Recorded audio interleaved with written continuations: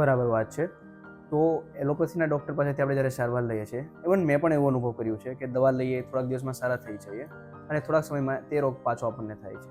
જેમ મારી જ વાત લઈ લો, મને શરદી ખાંસી અત્યારે છે, તો મેં અઠવાડિયા પહેલાં પણ આ વસ્તુની દવા લીધી હતી અને મને સારું થઈ ગયું. અઠવાડિયા પછી આ વસ્તુ મને પાછી શરૂ થઈ ગઈ. તો એઝ અ હોમિયોપેથીના ડૉક્ટર તરીકે તમે મને શું સારવાર આપશો?